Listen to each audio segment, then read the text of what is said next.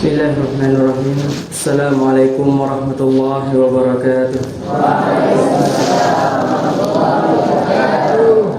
Alhamdulillahi ala ihsanih wa syukru lahu ala taufiqihi wa amtinanih. Ashhadu an la ilaha illallah ta'ziman li sya'nih wa ashhadu anna Muhammadan 'abduhu wa rasuluhu ad-da'i ila ridwanih.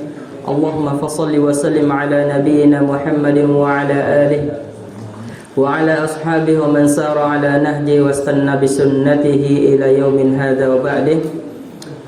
Naam, ikhwas sekalian berbahagia, kembali kita bersyukur kepada Allah Jalla Jalaluh yang telah memberikan kepada kita dua nikmat. Naam, Allah sudah memberikan kepada kita dua nikmat, dan dua nikmat tersebut sudah berkumpul pada diri kita semua. Kata Rasulullah sallallahu alaihi wasallam, ya, ni'matani maqbulun fihi katsirun minan nas, as-sihhatu wal faragh. Ya, dua nikmat yang banyak dilalaikan oleh manusia sekarang, ya, yaitu adalah apa? As-sihhah, nikmat kesehatan, dan nikmat waktu luang. Dan alhamdulillah kita berada di masjid ini sudah memiliki dua nikmat tersebut. Kalau kita tidak memiliki dua nikmat tersebut, maka kita diisolasi, ya, tidak bisa datang ke masjid. Kemudian kita berselawat kepada Nabi kita Muhammad sallallahu alaihi wasallam yang telah mengajarkan seluruh apa yang Allah wahyukan kepada beliau, sehingga ilmu-ilmu itu telah sampai pada diri-diri kita. Nah, baik para tulab yang dimuliakan oleh Allah Subhanahu wa taala, insyaallah kita akan sedikit, ya, membandingkan bagaimana pemuda zaman sekarang, ya, atau pemuda zaman now dengan pemuda zaman keemasan Islam, ya. Pemuda zaman keemasan Islam. Jamaah sekalian berbahagia, pemuda itu identik dengan kekuatan, kreatif, ya, suka berimprovisasi. Pemuda adalah penentu arah suatu bangsa, dan di tangan pemuda pula semua, ya, dalam negara itu bisa berganti. Lihatlah pada perjuangan kemerdekaan, ya, kalau orang tua yang berjuang, maka mungkin negara kita tidak bisa merdeka. Akan tetapi banyak di antara pejuang kemerdekaan negara kita itu adalah para pemuda. Nah, namun, ya, hal yang sangat menyedihkan yang kita lihat sekarang, bahwa pemuda sekarang itu sudah terlena dengan kehidupan dunia, ya. Apa salah satu bentuk atau contoh yang kita lihat dari mereka? Yang pertama, minimnya prestasi, ya. Pemuda-pemuda yang tidak memiliki dasar Islam itu memiliki minimnya prestasi. Kemudian pergaulan bebas, terjerumus dalam hal-hal yang aneh-aneh. Maka kita sebagai pemuda jangan sampai terlena dalam hal-hal yang bisa membuat dunia kita hancur, terutama akhirat kita juga. Jangan sampai ada perkataan, ini saya kutip, ya, pemuda sekarang mengandalkan suatu perkataan, yaitu apa? Muda hura-hura, tua kaya raya, mati masuk surga. Coba ulang, muda hura-hura, tua kaya raya, mati. Apakah bisa begitu? Muda hura-hura. Jadi ketika muda, dia keluyuran, ya, ke sana kemari, melampiaskan seluruh apa yang dia inginkan tanpa ada batas.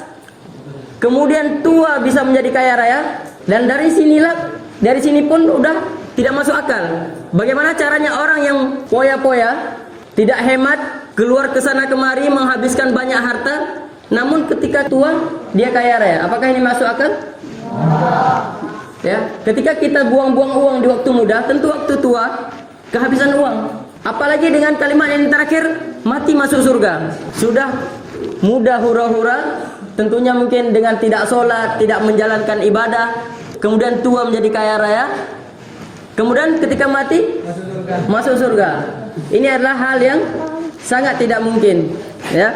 Kemudian, ya, ikhwas sekalian berbahagia, kita melihat sedikit dari perbandingan tentang pemuda dalam masa keemasan Islam. Ya, yang pertama tadi pemuda zaman now, ya, pemuda yang tidak diharapkan, pemuda yang hidupnya cuma sekedar senang-senang, keluar malam, pulang pagi, ya, paginya mungkin ya tidur lagi, ya, tidak melakukan amalan-amalan.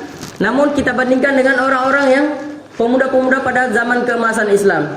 Nah, sekali berbahagia, Allah berfirman tentang bagaimana ciri-ciri pemuda keemasan Islam itu dalam surah Al-Kahfi. Nah, dalam surah Al-Kahfi Allah sebutkan, innahum fityatun amanu bi rabbihim wa zidnahum huda. Nah, ketika Allah bercerita tentang para pemuda saleh yang menunggu, ya, yang lari dari zaman atau lari dari raja-raja zalim, ya. Ketika itu mereka lari dari raja zalim dan bersembunyi dalam sebuah gua, ya. Kemudian Allah berfirman tentang kehidupan mereka, ya, menceritakan bagaimana seharusnya pemuda. Allah berfirman, innahum fityatun amanu bi rabbihim wa zidnahum huda. Ya. Mereka adalah para pemuda-pemuda Ashabul Kahfi. Apa kelebihan mereka? Bukan mereka pemuda-pemuda yang seperti yang saya bilang di awal, yang poya-poya, tetapi mereka memiliki karakteristik. Pemuda yang dimaksud dalam ayat ini memiliki karakteristik ciri-ciri khas yang Allah puji. Nah, apa itu? Amanu. Itu yang pertama. Ya. Itu yang paling penting. Pemuda-pemuda tersebut adalah orang-orang yang beriman, yang memiliki akhlak yang soleh, memiliki amalan ibadah, ya, bukan seperti pemuda yang zaman now. Kemudian Allah lanjutkan, wazidnahum huda. Ketika mereka sudah beriman kepada Allah, kemudian sudah bertawakal, mencari tempat berlindung, ya, mereka akan Allah tambahkan huda. Apa itu huda? Petunjuk. Allah akan tambahkan petunjuk.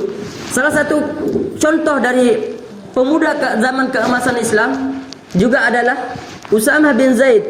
Ya, Usamah bin Zaid, panglima perang. Panglima perang yang memimpin perang ke Syam dalam umurnya 18 tahun. Ya. Kita berapa umur sekarang? Umur beliau 18 tahun, itu sudah memimpin perang, memimpin sebuah perang besar. Yang beliau pimpin itu adalah orang-orang besar. Salah satunya adalah Abu Bakar, ya, sahabat Abu Bakar, sahabat khalifah yang pertama. Kemudian salah satunya adalah Umar. Kita kenal Umar dengan Masya Allah kekuatannya, cara berpikirnya, kepemimpinannya. Tapi itu di bawah kepemimpinan Usamah bin Zaid. Umur beliau berapa? 18 tahun.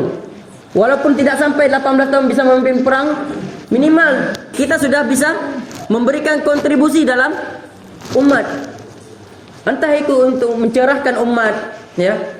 Berdiri di sini, ya, berdiri di sini itu memiliki sebuah keutamaan, ya. Antum dilatih, ya, para pemuda. Antum di ma'had ini, ketika antum diamanahkan untuk menyampaikan hadis ketika salat, setelah salat zuhur pun itu sudah sangat membanggakan. Jarang orang yang berani ke depan. Kalian dilatih untuk bisa menjadi pemimpin itu. Umur 18 tahun minimal sudah pernah maju ke depan. Bukan di belakang duduk-duduk dengar-dengar saja, tidur. Ya. Kemudian salah satu contohnya juga adalah Sa'ad bin Abi Waqqas. Ini adalah beliau orang yang pertama kali melontarkan anak panah di jalan Allah. Dan ketika itu umur beliau itu adalah 17 tahun. 17 tahun. Jadi tadi Usamah bin Zaid memimpin perang dalam umur 18 tahun. Kemudian Sa'ad bin Abi Waqqas melontarkan anak panah di jalan Allah, ya, perang itu pada umur 17 tahun. Kemudian yang selanjutnya adalah Al-Arqam. Itu menjadikan rumahnya salah satu pusat daripada dakwah Nabi SAW. Dalam keadaan umur beliau itu adalah 16 tahun. Kemudian ada banyak masih sahabat. Dan yang paling populer di antara kita adalah pemuda yang membebaskan Konstantinopel. Ya, di mana itu? Turki. Berapa umur beliau? 22 tahun. Siapa nama beliau? Sultan Muhammad Al-Fatih. Nah, jadi umur 22 tahun, ya. Sultan Al-Fatih dilatih dari kecil, ya. Pemimpin keemasan Islam dilatih dari kecil untuk bisa menjadikan Konstantinopel adalah tujuan dia, ya, membebaskan suatu negara untuk bisa menjayakan Islam. Beliau 22 tahun sudah bisa membebaskan Konstantinopel. Kita apa yang sudah kita buat untuk Islam? Apa yang sudah kita lakukan untuk Islam? Para pemuda. Yang kita kapan para pemuda kan? Para pemuda bukan nih? Hah? Para pemuda bukan? Nah, jadi sebagai pemuda kita harus bisa memiliki, ya, andil minimal dalam hal menyampaikan dakwah ini, ya. Jadi orang-orang yang berhasil itu bukan orang yang selalu berada di belakang, ya. Para pemuda seharusnya adalah mampu, berani, ya, berdiri di depan. Walaupun hanya menyampaikan 1-2 kalimat, ya. Menyampaikan 1-2 kalimat, menyampaikan satu faedah, ya. Ada yang minta faedah, wa idastansahaka fansahu. Kalau orang meminta kamu memberikan nasihat kepada orang, fadhal maju, ya. Jangan ketika ditanya mana anak-anak pesantren, ya, mana yang kemarin pergi-pergi pesantren, ini tidak diinginkan. Termasuk anak-anak Arabua, ya. Anak-anak Arabua kita dilatih untuk bisa menjadi pemimpin, bisa berbicara di depan, bisa bicara di depan, bisa khutbah, bisa imam, bisa dalam hal kebaikan lainnya. Jadi jangan sampai anak Arabua ketika pulang kampung itu hilang, entah kemana. Ada yang begitu ketika pulang? Jangan lari dari ustadznya supaya tidak disuruh jadi imam. Kemudian ikhwan sekalian berbahagia, masih banyak orang-orang saleh, orang-orang pemuda itu masih banyak yang belum kita sebutkan. Kemudian pertanyaannya adalah, mengapa berbeda antara pemuda zaman sekarang dengan pada masa zaman keemasan Islam? Apa bedanya? Sama-sama memiliki umur yang muda. Apakah ketika zaman keemasan Islam umur mereka atau satu hari mereka bisa 3 hari, 4 hari, 5 hari? Enggak, 24 jam juga. Ya, umur mereka sama. Ya. Cuma mungkin ada beberapa faedah atau beberapa hal yang bisa membedakan antara pemuda zaman sekarang dengan pemuda zaman keemasan Islam. Nah, ikhwan sekalian berbahagia, karena Islam itu adalah memandang bahwa peran pemuda sangat penting. Seperti yang saya bilang di awal, bahwa pemuda itu adalah roda berputarnya sebuah negara. Orang-orang kalau seandainya berpaku tangan dengan orang-orang tua, kalau kita masih berharap pada mereka dalam membebaskan suatu negara, maka sungguh negara itu tidak akan tercipta. Tetapi kalau seandainya ada pemuda, ada peran pemuda di situ, maka insya Allah dalam waktu dekat negara itu sudah tercipta. Coba lihat seandainya negara kita ini seperti negara kita, ya. Seandainya pemuda-pemudanya tidak dibimbing dengan baik, apa jadinya negara ini? Nah, narkoba di mana-mana. Kemudian free sex, kemungkaran lainnya. Itu seandainya negara tidak memiliki peran aktif, maka sungguh kita tidak ada di sini. Ya. Dari kecil kita sudah tidak mungkin kenal dengan Islam. Tetapi alhamdulillah mungkin di negara ini masih ada orang-orang yang baik. Ya, masih ada orang-orang yang soleh. Sehingga mereka bisa berpikir bagaimana caranya pemuda Islam kita harus bisa ada. Kemudian setelah kita membedakan tadi apa perbedaan yang sangat jauh antara pemuda zaman sekarang dengan pemuda zaman keemasan Islam, maka apa solusinya? Nah, yang tentunya pertama adalah kembali, ya, mengimani dan memahami Islam dengan baik.